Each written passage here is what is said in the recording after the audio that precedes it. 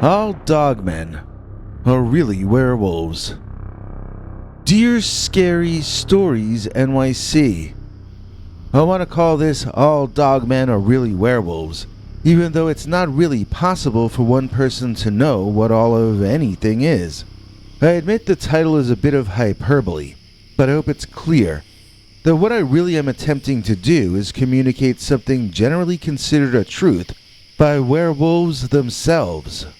You see, at an earlier point in my life, I fell into a business situation where I learned many truths about werewolves, werewolf society, and werewolf customs. The werewolves I had to deal with seemed to generally believe that all dogmen are a form of werewolf that cannot turn back into a human. They also believe that this is the source of human beliefs in the werewolf curse. This is the source of belief in the dogman as a separate cryptid species. Now, in spite of the provocative title I've chosen for this piece, the truth is I don't know and would have no way of knowing if there is, in fact, a separate species of upright walking canines that can mate and reproduce as natural animals.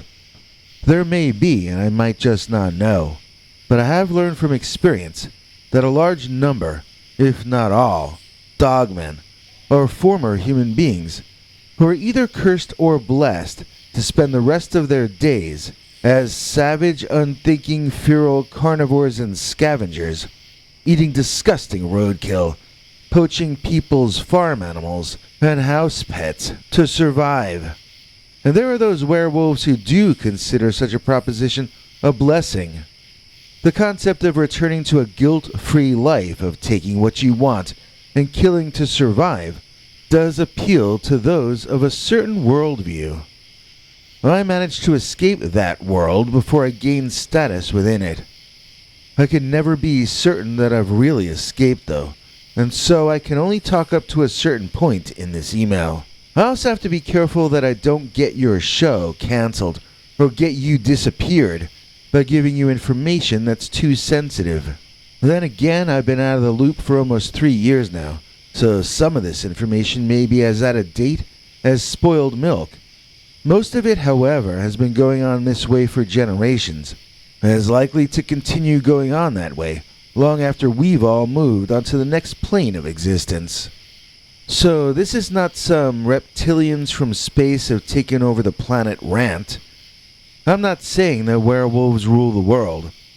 I am, however, saying that there is a faction of them, working together internationally, that do possess and hold on to a certain amount of wealth and power.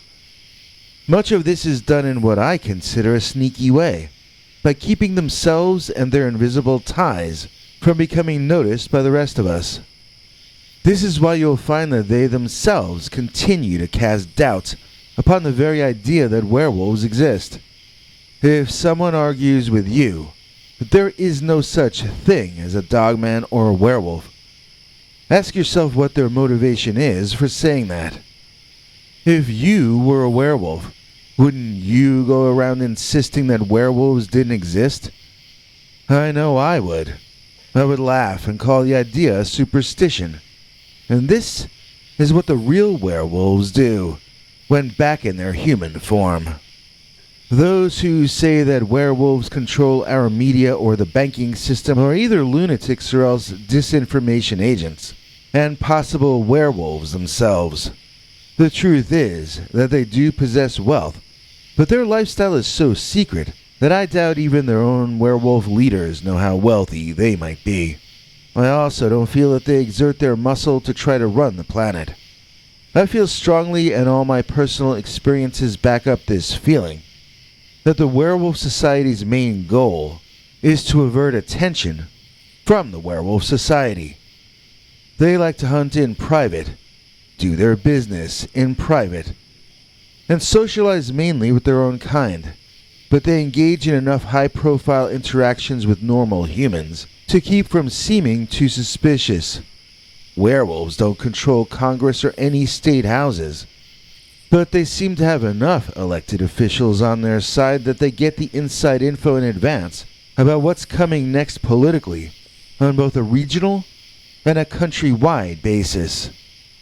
Since I know for a fact that there are also werewolves in other countries, or at least in Canada, I would imagine that they have limited inside track info on world politics as well.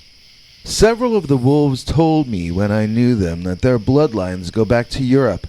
The werewolf part, I mean. The wolves by now have mixed blood with all races of human. But the thing that makes them werewolves, that goes back to pre-Christian times in Europe. This is just lore I'm repeating, but since I've heard it expressed several times, it seems to me that this is the accepted lore within those people, that their werewolf heritage extends back to very ancient times in Europe, not Africa, as the human species itself originated from. Now it would seem to me that the werewolves and humans were capable of interbreeding. I suppose that's the only explanation. But I'm very unclear if the werewolves were also shapeshifters, or if they were once more like the modern perception of dogmen, werewolves that never transform back into humans. Now let's go back to my original assertion in the title of this article. If we accept the general definition of a small w werewolf as one who is basically human, but then becomes an upright canine humanoid at certain times under the full moon usually, then we'll use the word dogman to describe a werewolf that never returns to human form.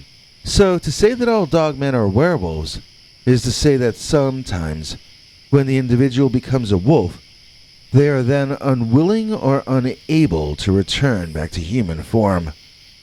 Maybe they forgot that they were human at all, due to the overwhelming nature of becoming a super fast, super strong killing machine. Even the most rational of werewolves has told me how intoxicating it was to realize that you had so much power at your command.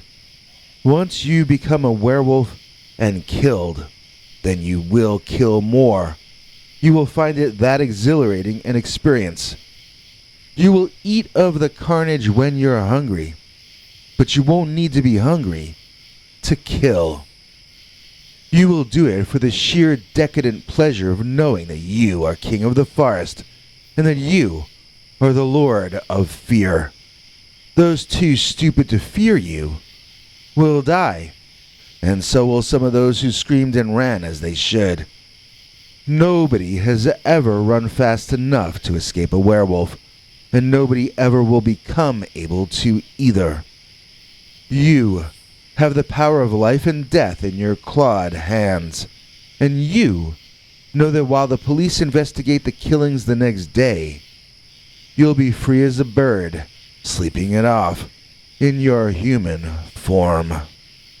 So yes, there are legends in the werewolf community of those who betrayed the clan and were turned into dogmen as a punishment. They were never allowed to take human form again, since their disloyal behavior was seen as uncivilized. Even so, there are also legends, some of them still living legends in fact, men and women who became werewolves and then chose to become dogmen. Chose to never return to human form or society. When I was first told about those who chose to become dogmen, I had just gotten my first smartphone. The idea of giving up the addictive majesty of such forward-looking websites as MySpace and LiveJournal to go live in a forest and eat raw squirrels and 2-day-old cold roadkill deer seemed absolutely insane to me. Back then, I saw myself as the mentally healthy one, and the people who chose werewolfism as the ones with the addiction. Sometimes, though, I wonder about that. I mean, these people were choosing to live in nature, while me, I was staring at a screen for hours. Who am I to call anyone else addicted to anything? One of the main complaints that mainstream naturalists and scientists have about both Bigfoot and Dogman is that for them to exist, they would need a certain base number population so that they could breed and survive. If there were thousands of them, why don't we find their settlements or their graveyards or whatever? In the case of Dogman, what if my title turned out to literally be correct? What if Dogmen are literally former humans, who became werewolves, then were either unable or chose not to transform back. Then there wouldn't need to be thousands of them. There would only need to be the one that you're seeing when you have your sighting or experience. I do think that many Dogman sightings are actually of werewolves, although I have no way to prove that gut feeling. Werewolfism is another good explanation for why dogmen are not found dead in the wild, why we have no dogman DNA, and so forth. If they become Murray at your office the next morning, then no one's gonna find last night's dogman, no matter how long they search those woods all day. My experiences have made me so cynical, I wouldn't even be surprised to learn that Bigfoot are also shape-shifting shamanic or elite human tribes, same as the dogman. There are declassified documents proving the U.S. military has sometimes used legends of cryptids to keep locals out of areas that they needed to use for secret bases. They even went so far as to take those who lost their lives in combat and leave their remains where the villagers could see them and might think they were victims of the local cryptid monster. Once people were too scared to enter a location, then security became far more manageable. And so it makes me wonder about mainland US cryptids sometimes. I'm not saying that I think all of them are made-up legends. I think that people have to see something once in a while for any of these legends to ever get too far off the ground, if you know what I mean. But I do get the very strong impression that both fake monsters and real dogmen and werewolves are often found at the borderline between normal human society and one of these semi-broken away civilizations which I've been trying to describe to you. Dogmen and werewolves are scary, and when you're serious about protecting your perimeter, fear is your number one weapon and your number one ally. People won't breach your turf if they're too afraid of what happens in your space. And if people think you've got dogmen in your woods, they would be unwise not to be afraid. I mean, sure, there are occasional dogman hunters out there, but not as many as with Bigfoot. I bet most people stay away if they think a dogman is in an area. And that, to me, demonstrates that there is an intelligence behind the deployment of these apparently mindless beastmen. And because of my personal experiences, I am inclined to think that the reason for that is all dogmen are really werewolves. When you're executive producer, you deserve some fame, but we can't help you, sir, because we can't say your name. I'm sorry, I just don't know how to say that, but thank you for being a member of our channel members club. Did you know that we have both Super Chat and the PayPal.me page for you to donate to us directly? Why, it's true. Here's our international TV spokesmongrel Henry Lee Dogman to fill you in on all the deets. Hank? Thanks, Biggie. And thanks to all of you for watching this far. If you liked it, please click like. If you'd like to see more of our work, please subscribe.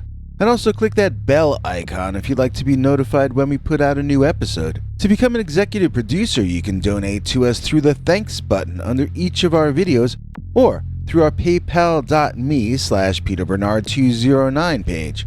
To receive cool perks like secret uncensored Dogman episodes far too wild to ever run on this channel, you can become a YouTube channel member by clicking the join button, or join our PayPal subscribers club at peterbernard.com. Joining either at the $3 a month level or above gets you access to our over 25 hours of secret uncensored Dogman stories available nowhere else. Do you have a scary story about Dogman or some other kind of high strangeness that happened to you? Let us know by emailing us at scarystoriesnyc@gmail.com or by leaving us a voicemail message at 804-LA-SCARY.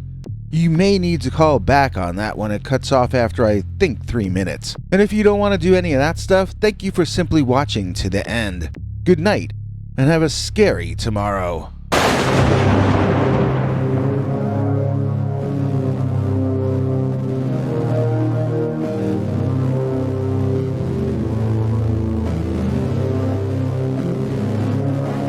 Come back for more.